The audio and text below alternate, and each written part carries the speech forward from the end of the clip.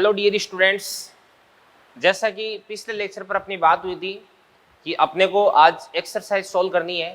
तो अपना है लेक्चर नंबर 25, जिसके अंदर अपन न्यूटन्स लॉज ऑफ मोशन की स्टेज फर्स्ट और स्टेज सेकंड के क्वेश्चन है वो सॉल्व करेंगे। तो चलो अपन स्टार्ट करते हैं। तो चलिए क्वेश्चन नंबर अपन 1 देखते हैं कि जब एक घोड़ा यकायक दौड़ने लगता है तो घुड़सवार पीछे की ओर गिर जाता है। अपन ऐसा देखते हैं भाई, जैसे मैंने आपको बस वाला एग्जाम्पल बताया था कि बस के अंदर अपन बैठे और फिर उसके बाद बस अगर अचानक से चलना स्टार्ट करती है तो अपन पीछे की तरफ गिर जाते हैं। ऐसा क्यों हो जाता है कि विराम के जड़त्व के कारण शरीर का ऊपरी भाग तो स्थिर रहता है और निचला भाग घोड़े के साथ गति में आ जाता है। ये इसका सही आंसर हो जाएगा, ठीक है ना। क्योंकि ध्यान से देखना, देखो अपना जो निचला भाग होता है वो तो घोड़े के कांटेक्ट में होता है, ठीक है ना। तो इस कारण से अपना जो निचला भाग होता है वो तो घोड़े के साथ में गति में आ जाता है, बट अपना जो ऊपरी भाग होता है वो क्या होता है, वे रेस्ट में रहता है। इस कारण से अपन पीछे की तरफ गिर जाते हैं। दूसरा कह रहा है कि एक व्यक्ति नियत वेग से गति करती हुई खुली कार में बैठा है, वह एक गेंद ऊर्ध्वाधर ऊपर की ओर फेंकता है तो गेंद गिरेगी। मैं आपको बता देता हूँ देवदान से, ऐसा है कि जैसे ये कोई भी कार है और ऊपर से खुली है, इस प्रकार से ये कार है ऊपर की तरफ वी वेग से गति, आगे की तरफ वी वेग से गति कर रही है, ठीक है ना। ऊपर से खुली है, इसके अंदर कोई आदमी खड़ा है, मान के इसलिए ये गेंद को ऊपर की तरफ फेंकता है। ऊपर की तरफ किस वेग से फेंकता है बताओ, यू वेग से। तो ऊपर की तरफ अगर ये यू वेग से कार को, इस बॉल को ऊपर की तरफ फेंकेगा तो भाई ये ऊपर की तरफ फेंकेगा तो इस स्थिति में इसका जो हाथ है वो भी आगे की तरफ वी वेग से गति कर रहा है, ठीक है ना। तो इस गेंद के पास में आगे की तरफ वेग आ जाएगा, इस प्रकार से वी वेग आ जाएगा, ठीक है ना। तो जब कार थोड़ी देर बाद में कहां पर पहुंचेगी, इस प्रकार से यहां पर पहुंचेगी, तो इस स्थिति में गेंद ये भी इस प्रकार से परवलयाकार गति करते हुए, प्रक्षेपीय गति करते हुए इसके हाथ में आकर के गिर जाएगी, ठीक है ना। या अपन ऐसा बोल सकते हैं कि यहाँ पर जो वेलोसिटी ऑफ कार है इसको अपन क्या लिख सकते हैं, वी आई केफ, और वेलोसिटी ऑफ जो बॉल है वो क्या देगा आपके पास में, V I cap plus U J cap हो जाएगा। तो यहाँ पर आपके पास में velocity of ball with respect to car क्या देगा आपके पास में, वी बी माइनस क्या देगा आपके पास में, वी सी हो जाएगा। तो वी बी में से वी सी को अगर माइनस कर देंगे तो ये आपके पास यू जे के पे हो जाएगा। तो बॉल का कार के सापेक्ष जो वेग है वो तो ऊर्ध्वाधर ऊपर की तरफ ही होगा, ठीक है ना। तो कार के सापेक्ष अगर अपन बात करते हैं तो बॉल पहले ऊपर की तरफ जाएगी और फिर उसके बाद में नीचे की तरफ आ जाएगी, तो इस कारण से इसके हाथ में आकर के गिर जाएगी, ठीक है ना। इसके बाद क्वेश्चन नंबर 3 क्या कह रहे हैं, ध्यान से देखना। देखो 1 किलोग्राम का एक पिंड एक डोरी से लटकाया गया, इसके निचले भाग एक रस्सी जुड़ी हुई सी। ये क्वेश्चन नंबर 3 है, ये आपका क्वेश्चन नंबर 2 था। तो ये अपन देख सकते हैं देवदान से,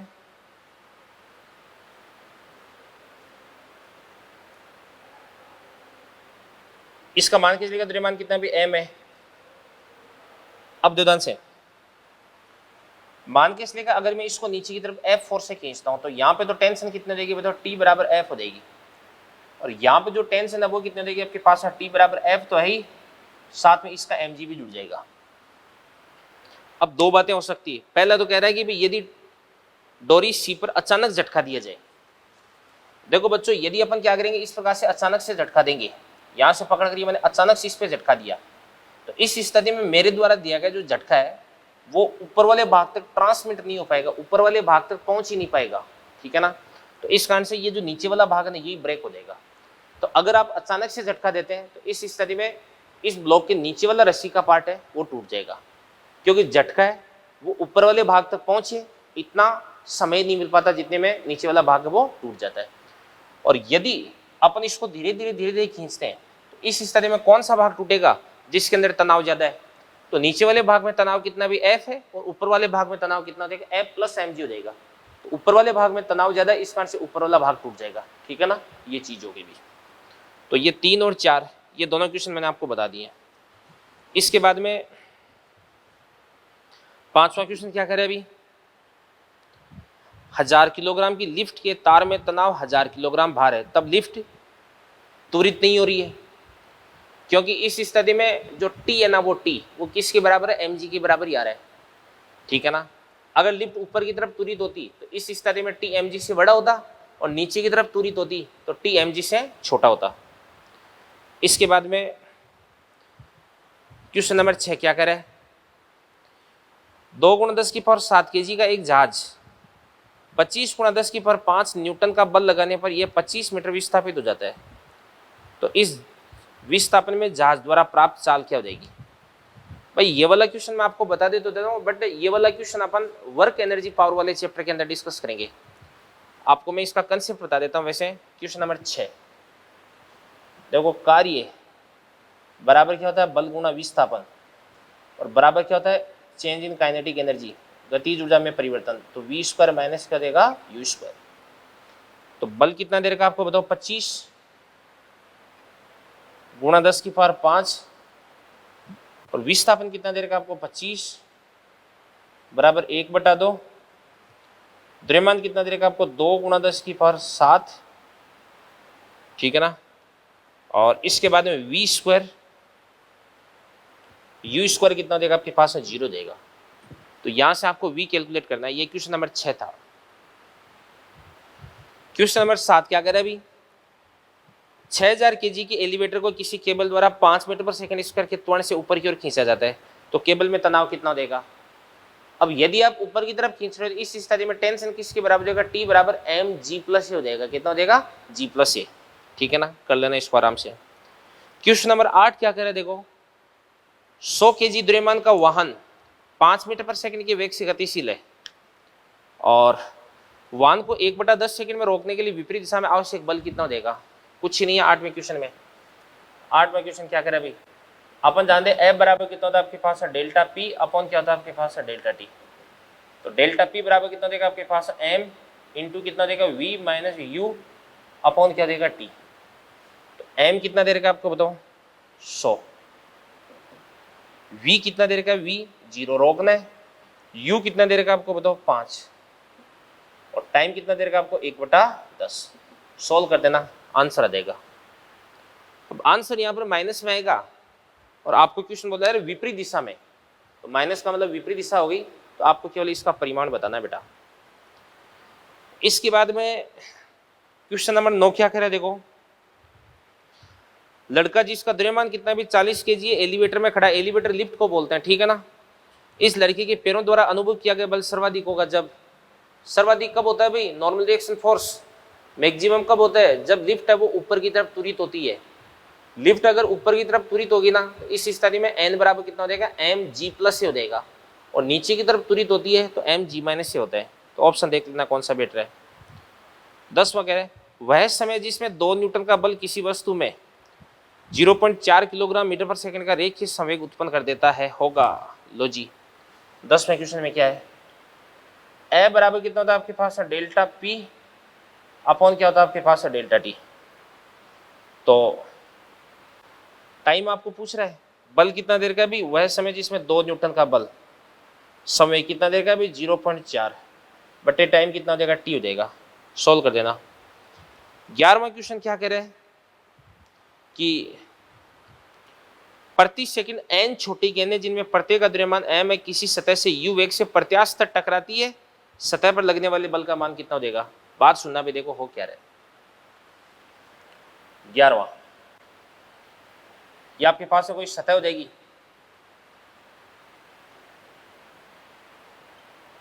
ये सतह होगी, ठीक है ना। अब गेंद का द्रव्यमान कितना है भी m, इसका वेग कितना देगा आपके पास में u, तो ये u वेग से जाती है, टकराती है, और टकरा करके फिर उसके बाद उसी वेग से वापस लौट आती है।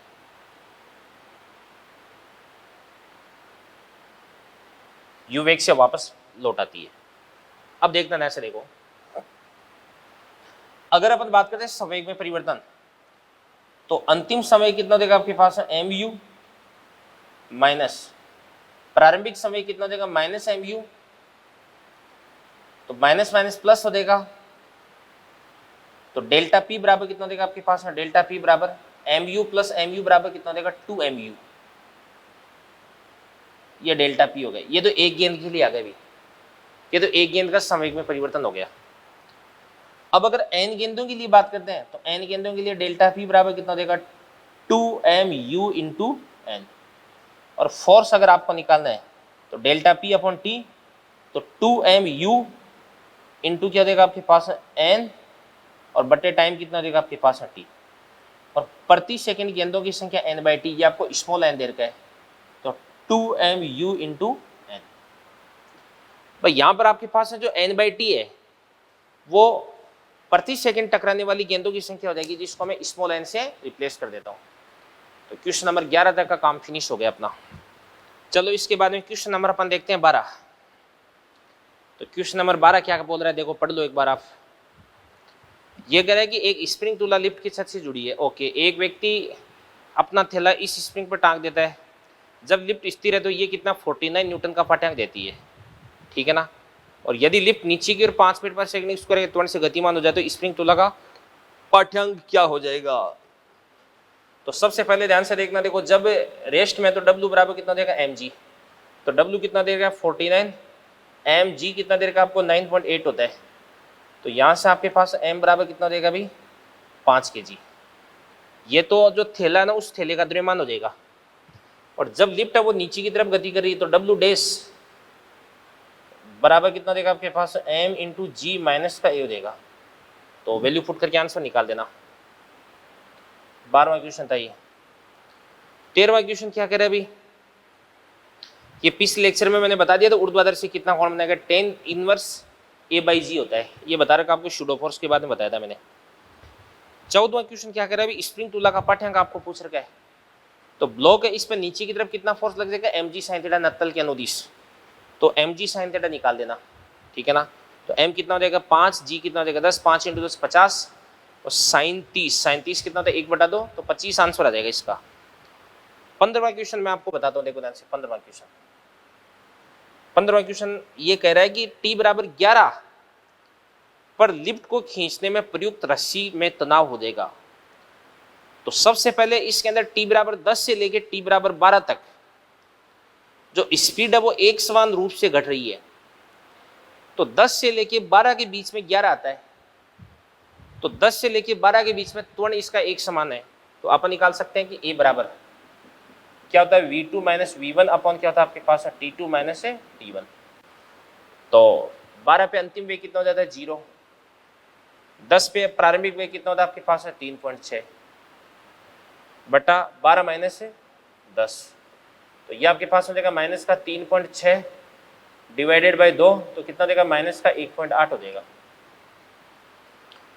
और तनाव T बराबर कितना होता है आपके पास में से भाई,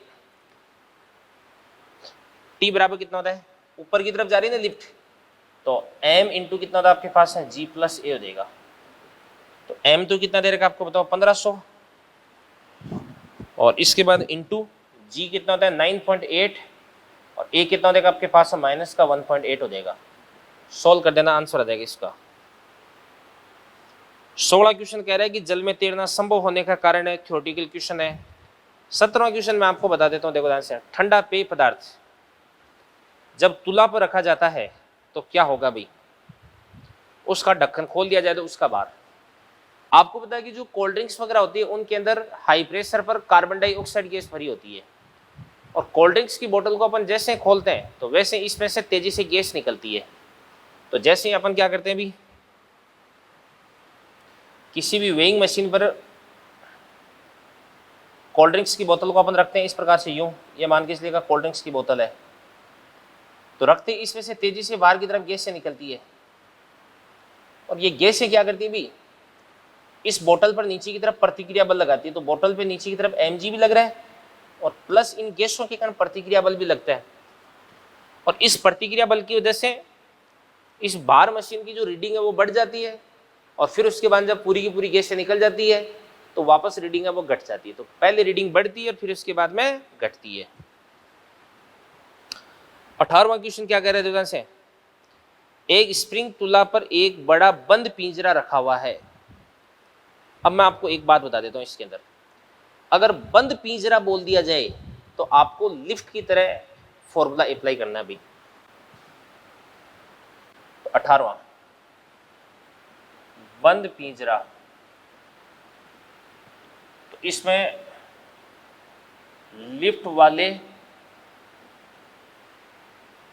फॉर्मूलाज अप्लाई करने आपको, जिसमें पक्षी बैठा है 25 न्यूटन का बार बताता है, पिंजरे में यह है पक्षी का द्रव्यमान कितना दे रखा है 0.5 दे रखा है, ठीक है ना। अब 25 न्यूटन का बार बताता है, इसका मतलब टोटल द्रव्यमान कितना हो जाएगा 2.5 kg हो जाएगा।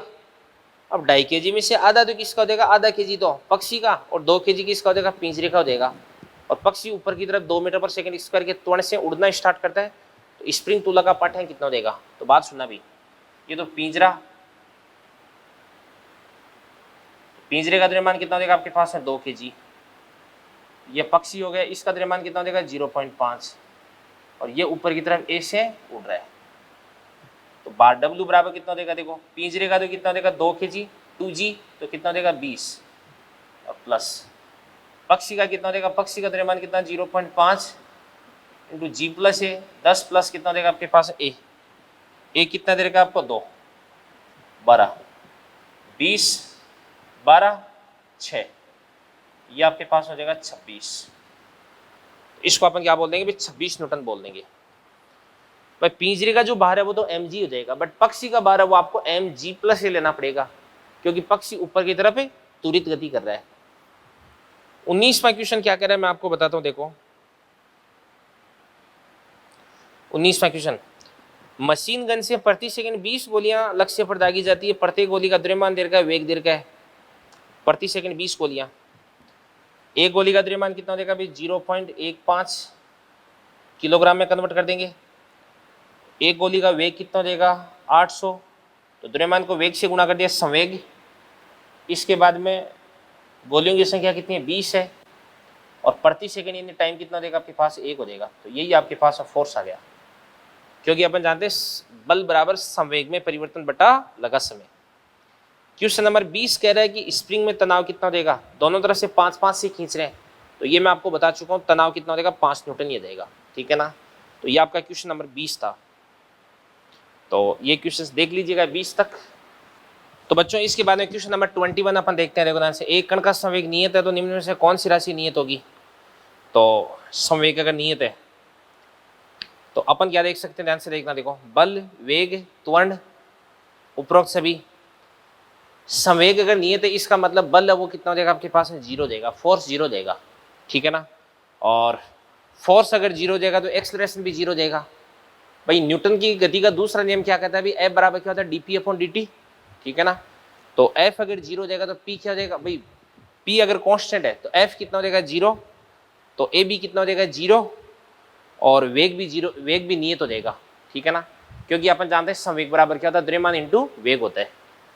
तो 21वां अपन जानते हैं कि P बराबर क्या होता है आपके पास m इंटू वी, P अगर कांस्टेंट तो V भी क्या देगा कांस्टेंट, और F अगर कितना है भाई 0, क्योंकि P क्या है भाई कांस्टेंट,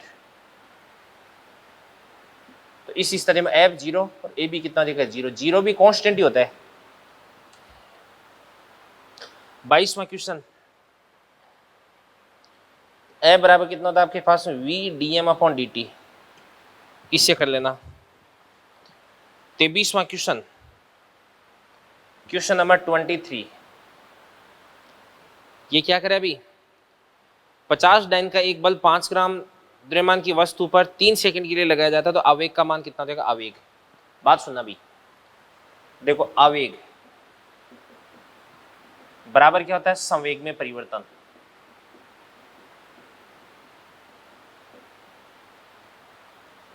यानी इंपल्स आई बराबर कितना था आपके पास है डेल्टा पी, अपन जानते हैं एफ बराबर कितना था आपके पास है delta P upon delta T, तो यहां से डेल्टा पी बराबर कितना देगा आपके पास एफ इंटू डेल्टा टी हो जाएगा, ठीक है ना। अब आवेग का मान आपको पूछा जा रहा है एफ इंटू डेल्टा टी, तो एफ कितना दे रखा है बताओ 50 डाइन, और टाइम कितना दे रखा है 3 सेकेंड, तो 50 इंटू 3 कितना देगा 150 डाइन सेकेंड। अब डाइन होता है इसको अपन क्या लिख सकते हैं 10 टू दी पावर माइनस का 5 न्यूटन, ठीक है ना, तो इंटू क्या देगा आपके पास में सेकेंड हो जाएगा। तो ऑप्शन मैच कर लेना कौन सा ऑप्शन जा रहा है। 24वां क्वेश्चन बोल रहा है कि एक मशीन गन 40 ग्राम द्रव्यमान की गोली 1200 मीटर पर सेकंड के वेग से छोड़ती है, अधिकतम कितना भी 144 न्यूटन का बल लगा सकता है और प्रति सेकंड कितनी अधिकतम गोलियां छोड़ी जा सकती है। 24वां क्वेश्चन देखो ध्यान से क्या करे। एफ बराबर क्या हो जाएगा आपके पास है delta P upon delta T. तो एफ कितना हो जाएगा 144 बराबर डेल्टा पी, गोली का द्रव्यमान कितना हो जाएगा 40 ग्राम, किलोग्राम में कन्वर्ट कर दिया, वेग कितना हो जाएगा आपके पास है 1200 और गोलियों की संख्या कितना देगी मान के चलेगा n और बट्टे टाइम कितना देगा आपके पास है t। तो आपको n बट्टे t की वैल्यू फाइंड आउट करनी है, प्रति सेकंड कितनी गोलियां छोड़ी जा सकती है वो इससे आ जाएगा अभी, ठीक है ना। इसके बाद में 25वां क्वेश्चन कह रहा है कि f परिमाण के दो बलों का परिणामी भी कितना भी f है, तो दोनों के बीच का कोण कितना हो जाएगा 120, वेक्टर वाले चैप्टर में पढ़ रखा है। 5 न्यूटन और 10 न्यूटन का परिणामी, भाई 5 न्यूटन और 10 न्यूटन का मिनिमम कितना हो जाएगा 10 माइनस 5 बराबर 5 और मैक्सिमम कितना हो जाएगा 10 प्लस 5 बराबर 15। तो कौन सा नहीं हो सकता बताओ, 4 न्यूटन नहीं हो सकता, क्योंकि 4 न्यूटन है वो मिनिमम से भी छोटा है। इसके बाद में 27वां क्वेश्चन देवदान से क्या करे, दो बलों F1 सदिश और F2 सदिश का सदिश योग कितना आपके पास F3 सदिश है, तो इसका चित्रण निम्न में से किसके द्वारा किया जाता है। तो F1 F2 इनका परिणामी है ना वो F3 है, तो देख लो ये तो F1 ये F2 और परिणामी होता है वो इस प्रकार से बीच में से निकलता है F3, तो तीसरा ऑप्शन सी जा रहा है। 28वां क्वेश्चन है ना, ऐसा क्वेश्चन मैंने आपको करवा रखा है। 29वें क्वेश्चन जैसा करवा रखा है, 30वां करवा रखा है, 31वां करवा रखा है, 32वां करवा रखा है। बंदर है वो ऊपर अधिकतम सुरक्षित त्वरण से नीचे उतर सकता है, तो ध्यान से देखना, देखो 32वां टी बराबर कितना देगा, नीचे उतर है ना तो m इंटू क्या देगा आपके पास है g माइनस ए, तो टी कितना देगा भाई 360 बराबर 60 इंटू जी कितना देगा 10 माइनस ए, इसको सोल्व कर लेना। 32वां हो गया। और 33वां क्या कह रहा है अभी, हल्की स्प्रिंग तुला है तो ए में और बी में तनाव बराबर होगा, तो ए की भी रीडिंग कितनी हो जाएगी 4 kg और बी की भी रीडिंग कितनी हो जाएगी 4 kg आ जाएगी, दोनों की रीडिंग बराबर आ जाएगी यहाँ पे। 33वें में कुछ नहीं है। 34वां क्वेश्चन क्या कह रहा है ध्यान से देखना, देखो 34वां क्वेश्चन ऐसा क्वेश्चन करवा रखा है 3 ब्लॉक वाला क्वेश्चन, तो ये आप कर लेना। 35वां क्वेश्चन, बर्तन को आप है ना भाई राइट हैंड साइड में ए त्वरण से खींच रहे हो, तो इस स्थिति में इसके अंदर जो लिक्विड है उस लिक्विड पर क्या लगेगा, सूडो फोर्स लगेगा, और इस सूडो फोर्स की वजह से जो लिक्विड है वो पीछे की तरफ जाकर के इकट्ठा हो जाएगा सूडो फोर्स की वजह से, तो लिक्विड की शेप कैसी हो जाएगी, सी जैसी हो जाएगी। कैसी हो जाएगी, सी जैसी। तो ये 35वां क्वेश्चन भी आपका फिनिश हो गया, और स्टेज फर्स्ट के अंदर न्यूटन्स लॉज ऑफ मोशन के इतने क्वेश्चन थे। ठीक है बेटा, आगे बढ़ते हैं फिर अपन।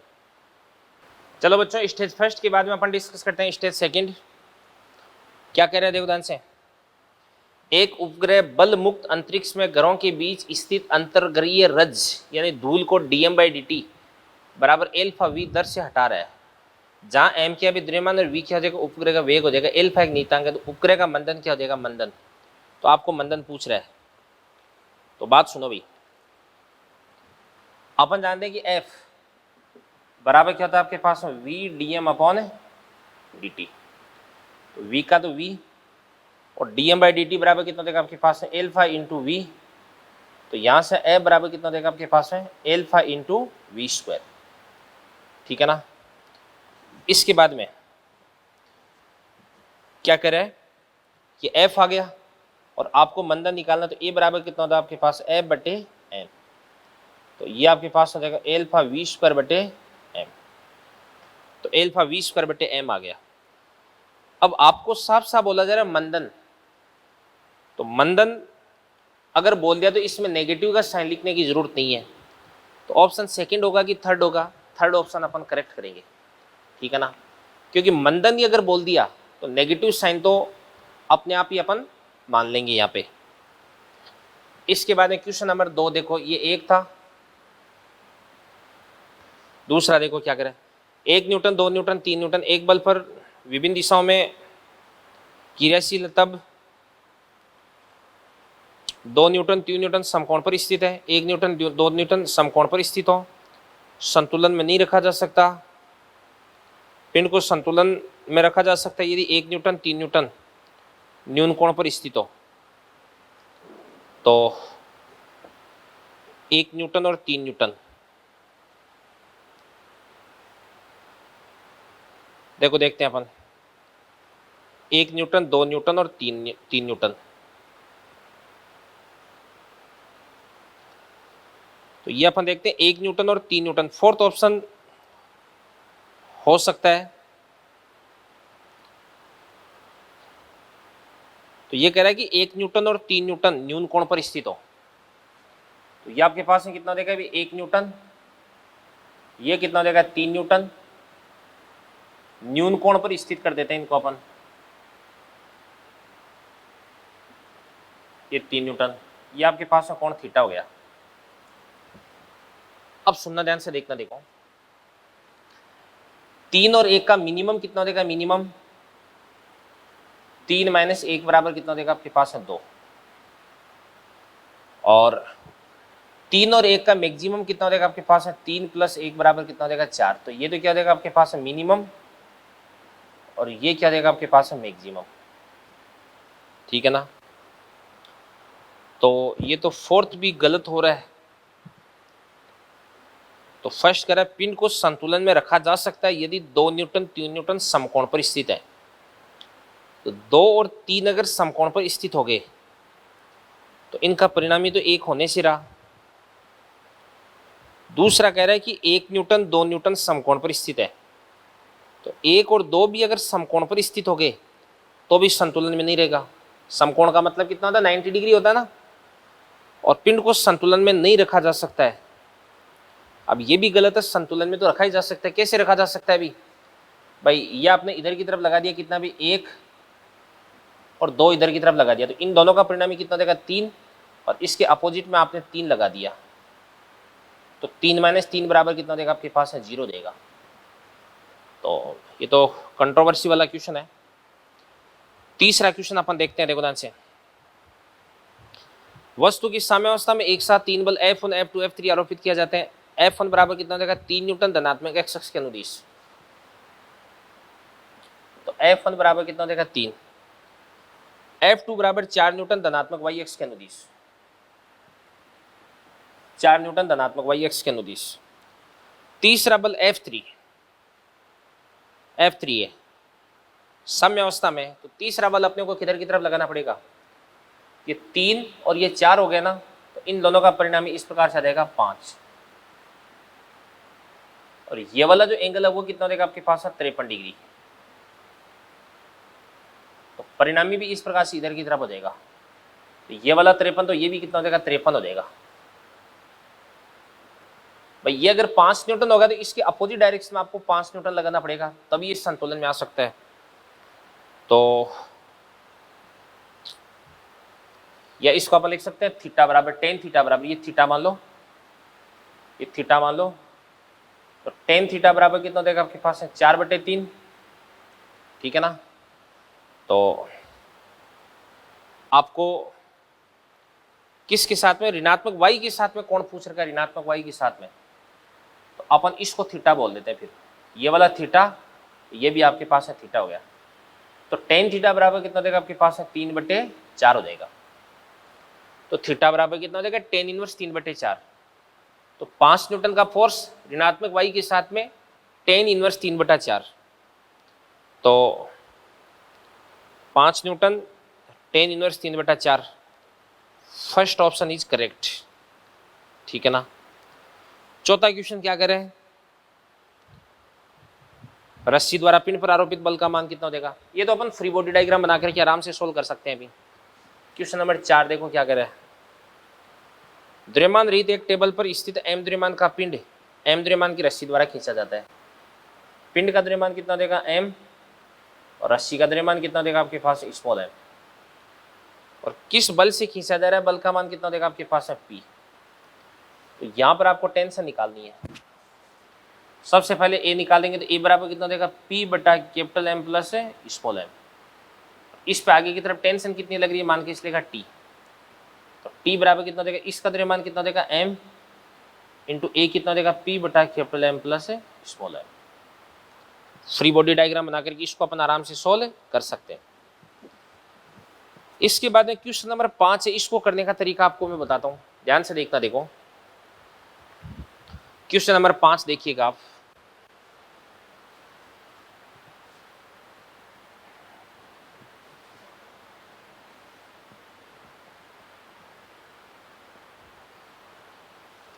देखो ये पुली है, इससे आपने इधर की तरफ ये M2 ये M1 जोड़ दिया। तो M1 तो जा रहा है इस प्रकार से ऊपर A से, और ये नीचे की तरफ जा रहा है किससे, A से। तो A बराबर कितना देगा आपके पास, M2 माइनस M1 इंटू जी अपॉन M1 प्लस M2। ये तो अपन जानते हैं, पर इसका वेट माइनस क्या हो जाएगा, इसका वेट अपॉन टोटल मास हो जाएगा। ये तो ए आ गया। अब यहां पर आपको टी निकालना है, तो ये आपके पास टी हो गया। नीचे की तरफ कितना हो जाएगा, M1G, यहां पर भी टी, और यहां पर नीचे की तरफ क्या देगा, M2G। तो इसको ऊपर लिख देंगे टी, नीचे वाला कितना देगा, M1G बराबर M1 इंटू ए। ए कितना देगा आपके पास, M2 माइनस M1 इंटू जी अपॉन M1 प्लस क्या देगा आपके पास, M2। तो यहां से अगर अपन इसको सोल्व कर देंगे तो t बराबर कितना देगा, इसको अपन लिख देंगे, इसको अपन क्या लिख सकते हैं अभी, M1G। भाई सोल्व करेंगे तो आंसर मैं आपको बता देता हूं, t बराबर होता है आपके पास 2 M1 M2G upon M1 plus M2 हो जाएगा। और ये जो केबल है, इस केबल के अंदर टेंशन कितना हो जाएगा, नीचे कितना हो जाएगा, टी। इस केबल के अंदर टेंशन हो जाएगा आपके पास 2T। टी की वैल्यू यहां से पुट कर देंगे तो कितना देगा, 4M1 M2 upon M1 plus क्या देगा आपके पास, M2 इंटू जी हो जाएगा। और यदि इसको आप नीचे की तरफ ए त्वरण से लेके आ रहे हैं तो आप जी को जी माइनस से कर देना, और अगर आप ऊपर की तरफ ए त्वरण से लेके जा रहे हैं तो इस स्थिति में जी प्लस ए कर देना। तो नीचे आ रहे हैं तो जी माइनस ए कितना देगा आपके पास है, जी बाई 4 कर देना। ये आपका आंसर आ जाएगा, ठीक है ना। क्वेश्चन नंबर 6, कोई दिक्कत नहीं होनी चाहिए इसके अंदर आपको। नीचे की तरफ 2 मीटर पर सेकंड स्क्वायर से त्वरित होता है, तो नीचे की तरफ फोर्स कितना हो जाएगा अभी, mg साइन थीटा, और ऊपर की तरफ कितना हो जाएगा, t। तो mg sine theta minus T बराबर क्या हो जाएगा, ma हो जाएगा। क्वेश्चन नंबर 7 में एक का त्वरण नत्तल के अनुदिश नीचे की तरफ, तो ए नीचे की तरफ गति कर रहा है, तो ए पे नीचे की तरफ कितना फोर्स लग रहा है, 2mg साइन 30 माइनस उस m का नीचे की तरफ कितना लग रहा है, mg साइन थीटा अपॉन क्या हो जाएगा, 2m प्लस m बराबर कितना करना है आपको, g/6 करना है। तो नेट फोर्स बराबर ma करना आपको, कुछ भी नहीं। ऐसा क्वेश्चन भी करवा रखा है, 8वें क्वेश्चन जैसा भी करवा रखा है। और क्वेश्चन नंबर 9 में आपको बता देता हूं, 9 नंबर क्वेश्चन नंबर 9 देखते हैं अपन। देखो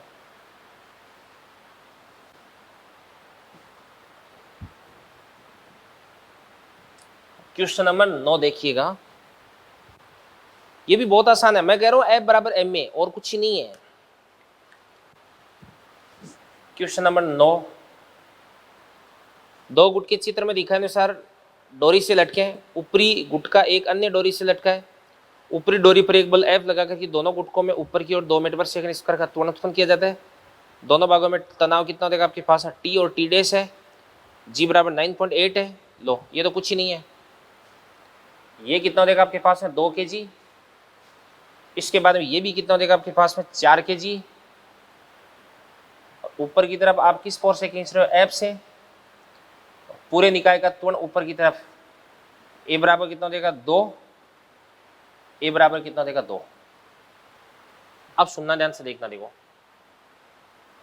ऊपर कितना फोर्स लग रहा है एफ, नीचे कितना फोर्स लग रहा है 4 और 2 कितना देगा 6, तो 6G बराबर m कितना देगा 4 + 2 6, ए कितना देगा आपके पास 2, तो F बराबर 6 × G कितना देगा 9.8 प्लस 6 × 2 कितना देगा 12 देगा, ये आपके पास F आ जाएगा। और जो F होगा ना वही आपके पास T बन जाएगा। और यहाँ पे जो टेंस है ना वो कितने आपके पास T डेश है, 4 पे नीचे की तरफ कितना लग रहा है 4G लग रहा है, तो T डेश माइनस क्या देगा आपके पास 4G बराबर MA कर देना, ठीक है ना, ये आपके पास T डेश की वैल्यू आ जाएगी। 10वां क्वेश्चन मैंने आपको करवा दिया। 11वां क्वेश्चन ये आप कर सकते हैं आराम से। 12वां क्वेश्चन है ये मैं आपको बता देता हूं भाई। 12वां क्वेश्चन देखो, इसका एंगल कितना देगा, एक का त्वरण, ये तो ए हो गया, इसका ये वाला एंगल कितना देगा 60 हो गया। तो इसका इधर की तरफ त्वरण कितना होता है अभी, जी साइन थीटा होता है, कितना होता है जी साइन थीटा। थीटा कितना भाई 60 है, साइन 60 कितना होता है √3/2, ये कितना देगा आपके पास √3G/2, ये त्वरण हो गया। इसका ये वाला घटक और ये वाला घटक निकाल दो, ये 60 होगा तो ये भी कितना देगा आपके पास 60 हो जाएगा। तो ये तो क्या देगा आपके पास है cos 60, cos 60 कितना होता है 1/2, तो √3G/4, और ये कितना देगा आपके पास में,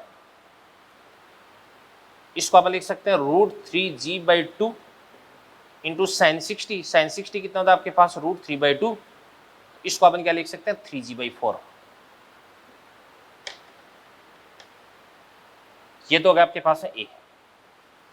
तो एक्सलेशन ऑफ ए, इसको आप लिख सकते हैं √3G/4 I cap minus 3G/4 J cap.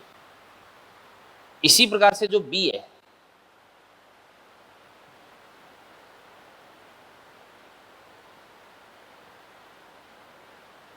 ये वाला एंगल कितना देगा आपके पास है 30 डिग्री।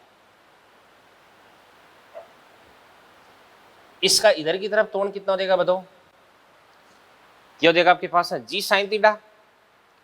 साइन थीटा कितना होता है बताओ, साइन 30 कितना होता है 1/2, तो ये आपके पास हो जाएगा G/2।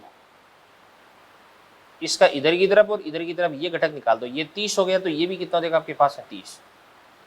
तो इसको तो अपन क्या बोल सकते हैं अभी cos 30, cos 30 कितना होता है √3/2, तो ये तो आपके पास √3G/4 ही हो गया। और इधर की तरफ कितना होता है आपके पास है साइन 30, इसको अपन बोलेंगे G/4। तो एक्सलेशन ऑफ बी बराबर क्या देगा आपके पास √3G/4 I केप माइनस क्या देगा आपके पास है G/4 J केप हो गया। ये बी की बात होगी, ये ए की बात होगी। अब आपको पूछा रहा है गुट के ए व बी को इनके तलों पर रखा जाता है, एक का बी के सापेक्ष त्वरण, तो आपको निकालना expression of A with respect to B बराबर क्या देगा आपके पास ए माइनस क्या देगा ए बी। तो आपको एक काम करना है, इसमें से आपको इसको माइनस करना है, तो आई केप तो कट जाएगा, 3G/4 में से G/4 को माइनस कर देंगे तो G/2, तो आंसर हो जाएगा आपके पास है G/2 यानी 4.9 मीटर पर सेकंड स्क्वायर ऊर्ध्वाधर नीचे की ओर, ठीक है ना, ये चीज हो गई। अभी 13वां क्वेश्चन मैं आपको बता देता हूं। देखो देखो 13वें क्वेश्चन में दो बातें बनती है।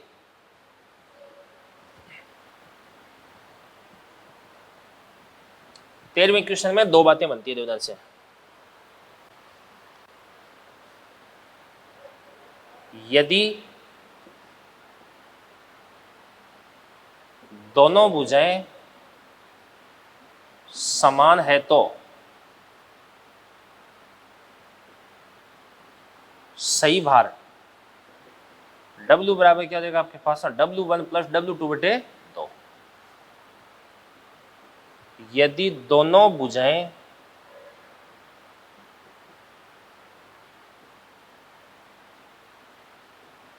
असमान है तो सही भार W बराबर क्या होता है आपके पास है √W इंटू W2। बेटा ये फॉर्मूले आपको ध्यान में रखने भी, दोनों भुजाएं अगर बराबर है तो ये आंसर रहेगा, और दोनों भुजाएं अगर बराबर नहीं है तो इस स्थिति में ये आंसर आएगा। क्वेश्चन में आपको दोनों भुजाएं समान दे रखी है तो ये वाला आंसर आ जाएगा, तो x + y/2 हो जाएगा। ठीक है ना, ये चीज हो गई।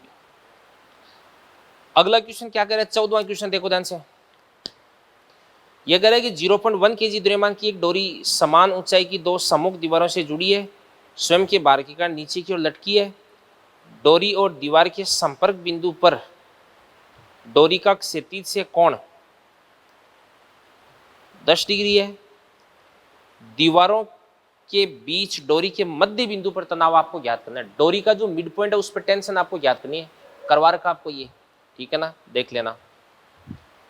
15वां क्वेश्चन क्या कह रहा है अभी, 15वां क्वेश्चन कह रहा है कि 0.1 सेकंड पर आपको आवेग ज्ञात करना है। आवेग नहीं, सॉरी, 0.1 की द्रव्यमान है, t बराबर 2 सेकंड पर आवेग ज्ञात करना है। तो बात सुना भी, 15वां क्वेश्चन अपन जानते हैं आवेग बराबर क्या होता है संवेग में परिवर्तन।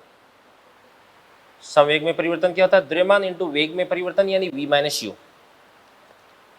अंतिम वेग की बात करते हैं तो 2 सेकंड के बाद में तो x की वैल्यू कांस्टेंट हो जाती है, तो अंतिम वेग कितना देगा 0।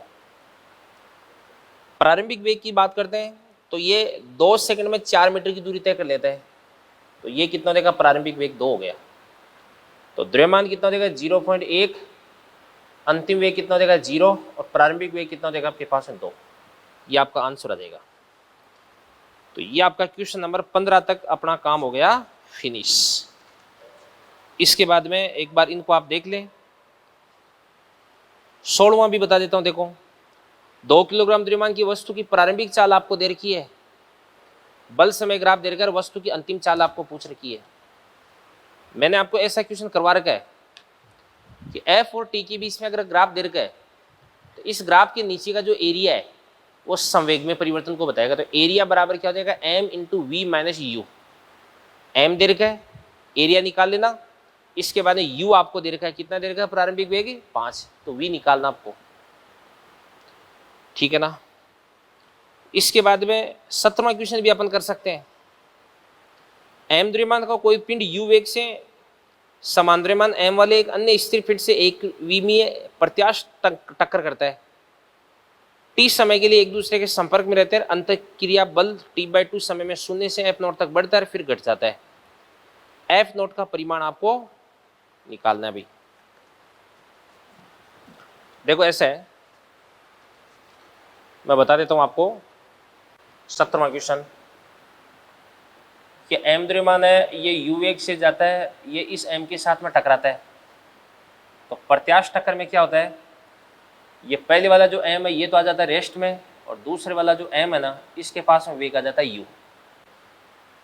तो अपन बात करते हैं कि इसकी बात करते हैं, इसका प्रारंभिक वेग कितना था भाई 0, और अंतिम वेग कितना हो गया u हो गया। तो इसके संवेग में परिवर्तन कितना देगा, द्रव्यमान इंटू अंतिम वेग कितना देगा u, प्रारंभिक वेग कितना था 0, ये संवेग में परिवर्तन आ गया।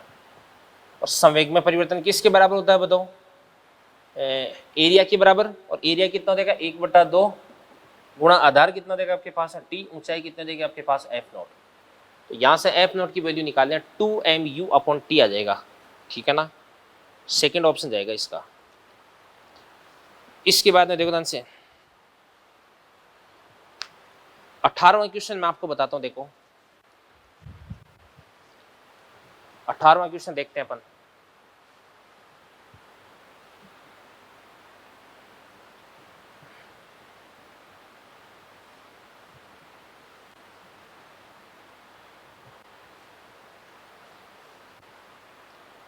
देखो बेटा 18वां क्वेश्चन है, इसके अंदर फोर्स है वो दे रखा है। तो फोर्स पहले तो जैसे मतलब पॉजिटिव डायरेक्शन में फोर्स लगाते हैं, फिर नेगेटिव डायरेक्शन में फोर्स लगाने लग जाते हैं अपन। ठीक है ना। तो मतलब पहले तो बल अपन ऊपर की तरफ लगाते हैं, बाद में बल अपन नीचे की तरफ लगाते हैं। तो ऑब्वियसली ऐसा पथ तो देगा, जैसे ये अपने पास से कोई ऐसा पथ है, ये कोई ब्लॉक है, इस ब्लॉक को आपको धक्का लगाना है, ऊपर की तरफ धक्का लगा के चढ़ाना है। तो ऊपर चढ़ाना है तो पहले तो आपको ऊपर की तरफ फोर्स लगाना पड़ेगा कितना, mg sin थीटा, और बाद में जब इसको आप यहाँ पे छोड़ दोगे तो ये तो अपने आप ही नीचे की तरफ भाग रहा है, तो इसको रोक के रखने के लिए अब आपको ऊपर की तरफ फोर्स लगाना पड़ेगा mg sin थीटा। ठीक है ना, ये चीज होगी भी। तो पथ कैसा बन जाएगा बताओ भाई, पहले तो आपको आगे की तरफ फोर्स लगाना पड़ रहा है mg sin थीटा, और अब आपको पीछे की तरफ फोर्स लगाना पड़ रहा है mg sin थीटा। तो पथ कैसा बन जाएगा, ऐसा पथ बन जाएगा। देखो फर्स्ट ऑप्शन आ जाएगा इसका। 19वां क्या कह रहा है अभी, 19वां क्वेश्चन कह रहा है कि 2 किलोग्राम द्रव्यमान का एक कण प्रारंभिक विराम में यानी u बराबर 0, फोर्स है वो टाइम के साथ में चेंज हो रहा है, बल समय ग्राफ चित्र में प्रदर्शित है। तो आपको यहाँ पे क्या पूछा जा रहा है, लिखा हुआ नहीं है, तो आप ये लिख लेना इसके अंदर कि t बराबर 10 सेकंड पर इसका वेग क्या होगा, वेग। वही क्वेश्चन आ गया, इस ग्राफ का एरिया निकालना, क्षेत्रफल, और एरिया बराबर क्या होता है, संवेग में परिवर्तन। मैंने आपको बता रखा है थ्योरी के अंदर, बराबर क्या हो जाएगा, द्रव्यमान इंटू अंतिम वेग माइनस प्रारंभिक वेग। द्रव्यमान आपको दे रखा है 2 kg, अंतिम वेग आपको निकालना है, प्रारंभिक वेग कितना दे रखा है आपको, 0 दे रखा है। इसके बाद में क्वेश्चन नंबर ये जो आपका 20 है ना, ये कंस्ट्रेंट मोशन का क्वेश्चन है। ये मैंने आपको ऐसा क्वेश्चन बता रखा है, या आप अभी बता देता हूँ, और फिर उसके बाद में फ्रिक्शन की क्वेश्चन आ गए। तो क्वेश्चन नंबर 20 बता देता हूँ मैं आपको, ठीक है ना। तो 20वां क्वेश्चन देखते हैं अपन। देखो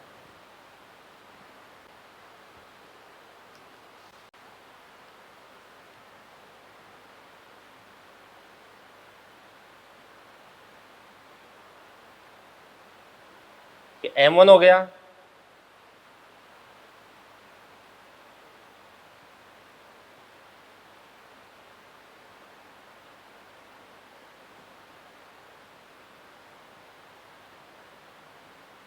ये m2 हो गया। तो m2 का त्वरण पूछा जा रहा है आपको, m2 का त्वरण। तो लो कर देते हैं। सबसे पहले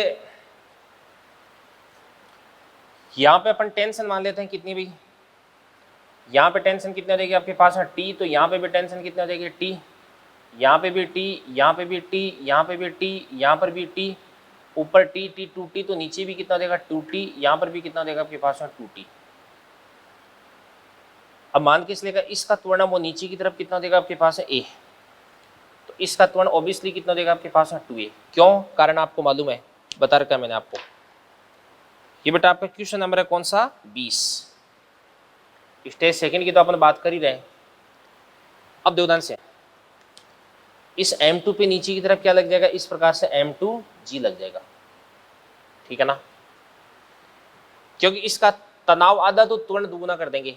इसके लिए समीकरण क्या लिख देंगे, t बराबर m1 इंटू 2a, तो 2m1 into a, equation number 1। इसके लिए अपन क्या लिख सकते हैं अभी, नीचे की तरफ क्या लग रहा है m2g, ऊपर की तरफ क्या लग रहा है माइनस का 2t, बराबर कितना देगा आपके पास है m2 into a। Equation number 2 बन गया। ऊपर वाली समीकरण को अपन 2 से मल्टीप्लाई कर देते हैं, तो ये आपके पास है 2t, और ये आपके पास हो जाएगा 4m1a। जोड़ दो, 2t से 2t कट जाएगा, तो m2g बराबर 4m1 प्लस क्या देगा आपके पास m2 इंटू a, तो a बराबर कितना देगा आपके पास m2g अपॉन 4m1 प्लस क्या देगा m2। ये आपका आंसर आ गया। अब ये क्वेश्चंस मैं आपको करवा तो रहा हूं, बट आपको केवल क्वेश्चंस का मैं हिंट है वो ही दे सकता हूं भाई मैक्सिमम क्वेश्चन तो आपको सोल्व करना ही है। कोई क्वेश्चन अगर आपका डाउटफुल है तो वो मैं आपको बता सकता हूं, ठीक है। तो ये आपकी स्टेज फर्स्ट और स्टेज सेकंड ये फिनिश होती है, और इसके बाद में स्टेज थर्ड ये अपन अगले लेक्चर पर डिस्कस करेंगे, ठीक है ना। तो स्टेज थर्ड है, इसके अंदर क्वेश्चन नंबर 1 2 3 4 5 6 तक डाउट्स हैं। इसके अंदर फ्रिक्शन अपन कर नहीं रहे, ठीक है ना। 6 तक हो गए, और फिर आगे मैं और क्वेश्चंस बता देता हूँ आपको। देखो क्वेश्चन नंबर 22 24 और 25, 22 24 और 25, और स्टेज 5 है ना, इसके अंदर भी केवल फ्रिक्शन के क्वेश्चन आप छोड़ देना, बाकी सारे कर लेना। स्टेज सेकंड के अंदर भी ये जो एनसीईआरटी वाले क्वेश्चंस दे रखे हैं ना, वो 42 से लेकर के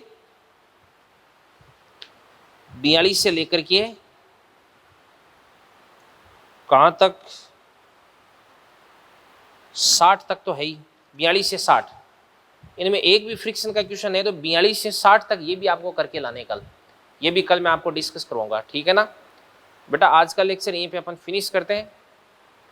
एक क्वेश्चन और बता देता हूं मैं आपको, स्टेज थर्ड का क्वेश्चन नंबर 14, ये भी अच्छा क्वेश्चन है, ये भी आप ट्राई करना, ठीक है ना। तो thank you very much, all the best, बढ़िया पढ़ाई करो और बढ़िया अपनी हेल्थ है उसका ध्यान रखो, ठीक है बेटा।